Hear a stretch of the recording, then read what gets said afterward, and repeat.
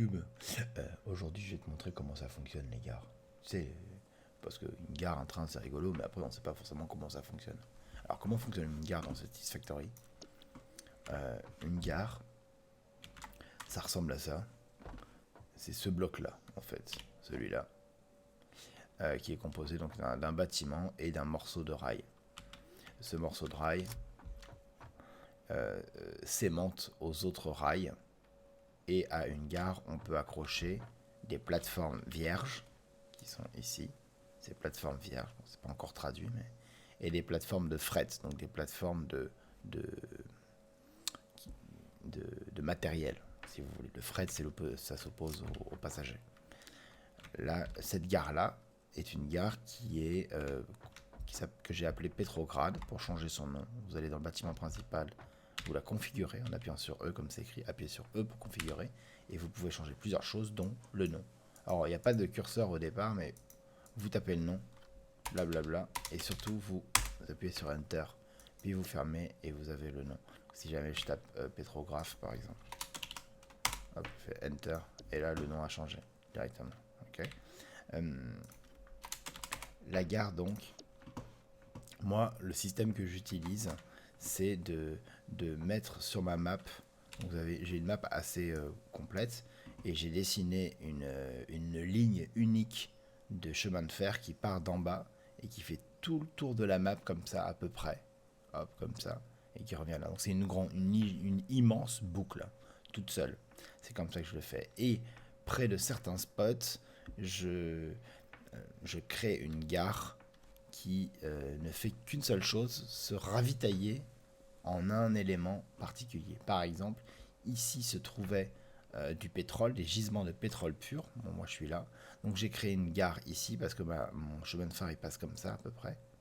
Donc j'ai créé une gare ici, le plus proche possible de ces pétroles, de ces gisements de pétrole. J'ai relié la gare au pétrole par des convoyeurs, tout simplement. Vous les voyez ici, là, là-haut.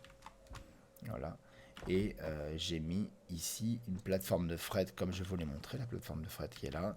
Et cette plateforme de fret contient donc un grand container avec deux entrées. Alors elles sont un peu cachées dans le rocher, mais deux entrées ici et deux sorties.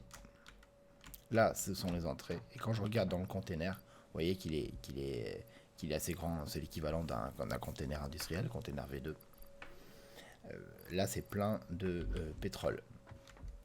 Pourquoi je l'ai mis ici? Je ne l'ai pas collé à la gare. En fait, j'ai établi une liste sur un petit morceau de papier. Bon, vous ne voyez pas parce que j'écris comme un porc, mais ici, j'ai écrit 1 fer, 2 charbon, 3 cuivre, 4 catharium, 5 quartz, etc. J'ai listé tous les éléments bruts. Et le pétrole, il s'avère qu'il est numéro 1, 2, 3, 4, 6. Il est numéro 6.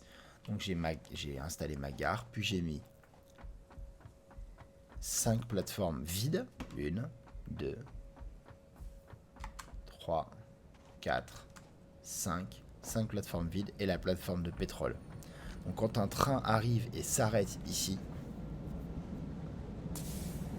la seule chose qui se passe, c'est qu'il se fait alimenter en pétrole. Donc, chaque gare est consacrée à un seul ingrédient précisément. Donc un train qui passe à une gare et qui s'y arrête ne fait qu'une seule chose, il se fait remplir un wagon précis d'une ressource précise. Ça, il y en a plusieurs sur la map. Et l'autre côté de ça,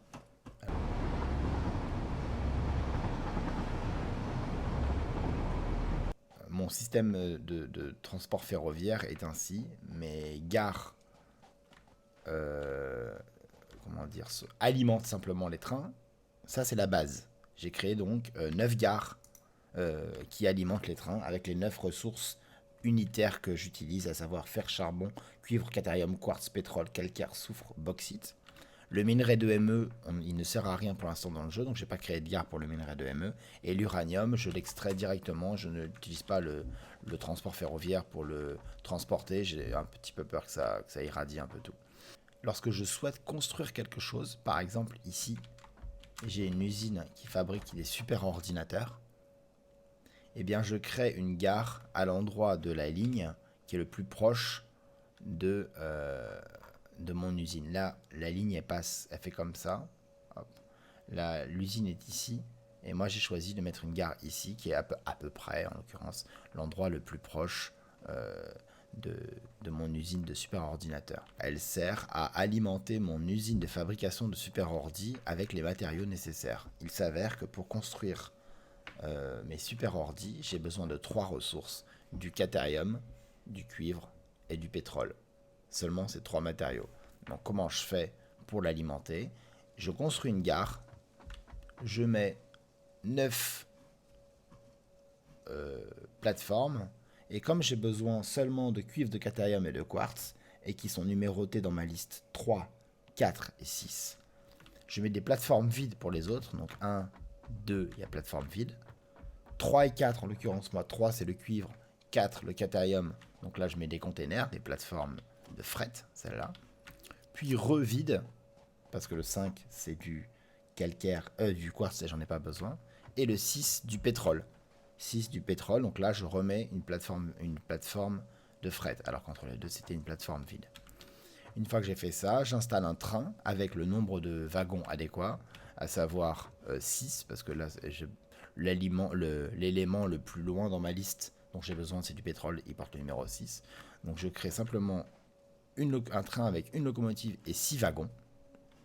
Et je lui demande, on va voir comment on fait ça, je lui demande de s'arrêter dans la gare du pétrole, la gare du quartz et la gare du cuivre. Pour ce faire, soit vous montez dans le train, mais le plus simple c'est d'aller dans n'importe quelle gare et vous pouvez y gérer le trajet de tous vos trains. Par exemple, là c'est la gare Fairfouille-Boufdico. Dans Timetable, l'onglet de droite, ici. Bon, alors il y a un petit bug qui ne met pas le nom à jour. Ça sera corrigé prochainement parce que moi normalement il a un nom, il s'appelle Super Ordi mon train. En l'occurrence c'est le premier train. Je lui demande de s'arrêter donc à Petrograd, c'est la gare du pétrole.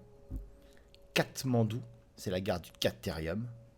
Et Copenhague, c'est la gare du copper en anglais, le cuivre. Donc je lui demande de s'arrêter dans ces 3 gares, puis dans la gare Fairfouille-Boufdico qui est la gare qui va alimenter mon usine. C'est comme ça que je fais. Une fois que ça c'est fait, que votre gare est bien alimentée, rappel, la gare transporte l'électricité. C'est-à-dire que si vous avez une gare qui est alimentée en électricité sur votre ligne de chemin de fer, alors toutes les gares seront alimentées en électricité. Ça se transporte. Okay, donc qu'est-ce qui va se passer pour ce train-là? Le train qui vient de passer, il va se balader sur ma carte, il va suivre, je vais vous montrer le parcours comme ça. Mon train en question, ce train-là, il va aller, donc il vient de la gare, il avance, il va à Petrograd, quand il arrive, je vous l'ai montré tout à l'heure, il se fait charger de pétrole dans le wagon numéro 6. Il continue, il arrive dans la gare de Katmandou, il se fait charger de caterium dans le wagon numéro 1, 2, 3, 4. Cette liste-là, elle regarde que moi, hein, le 1, fer, 2, charbon, 3 Q, c'est moi qui ai choisi, c'est totalement arbitraire. Donc dans la gare de Katmandou, il s'arrête, il se fait charger en caterium dans le wagon numéro 4. Et dans la gare Copenhague, donc il se fait charger de cuivre dans le wagon numéro 1, 2, 3, dans le wagon numéro 3. Quand il a fini ça, il continue son tour et il revient dans la gare Boufdico. Et cette gare-là, c'est une gare de déchargement. Vous pouvez regarder sur les 3 endroits à container.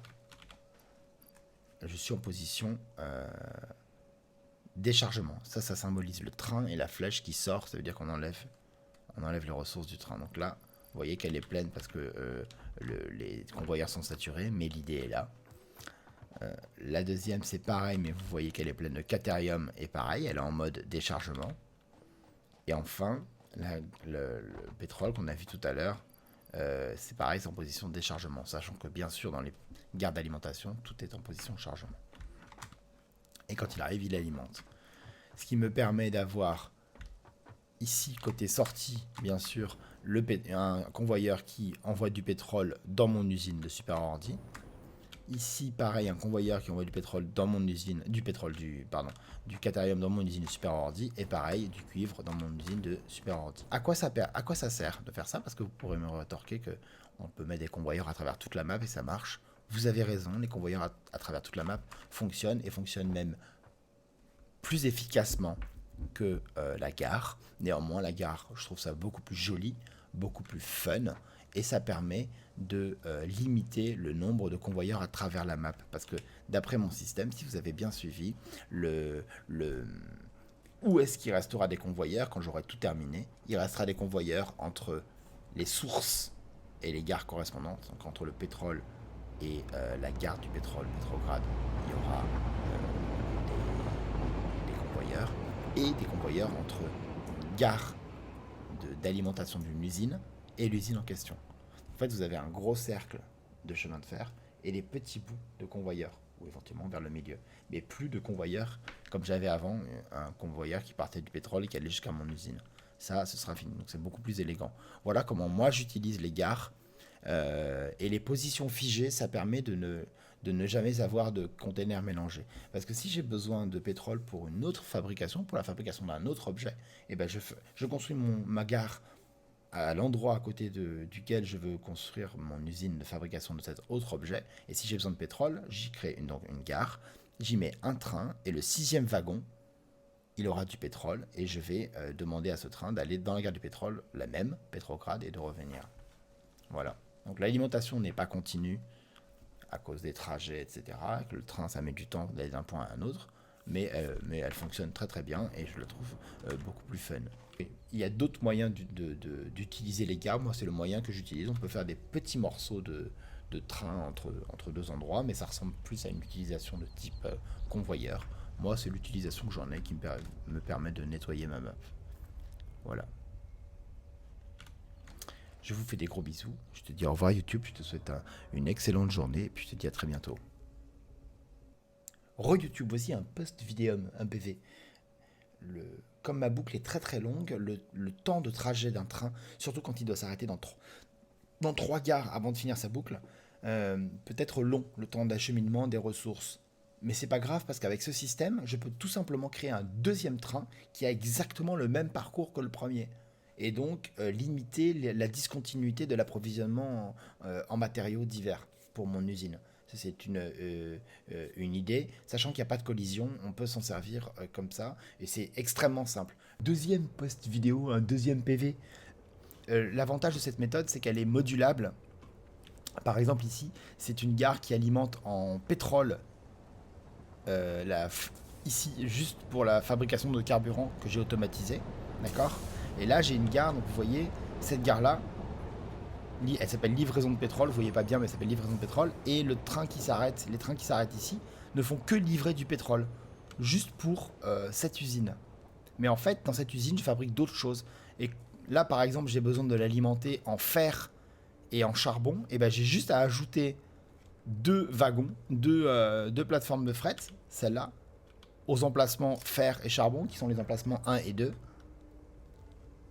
Et je demanderai à un train de s'arrêter ici, puisque c'est une station qui livre. C'est-à-dire qu'une station qui sert de dépôt de livraison d'éléments et de matières.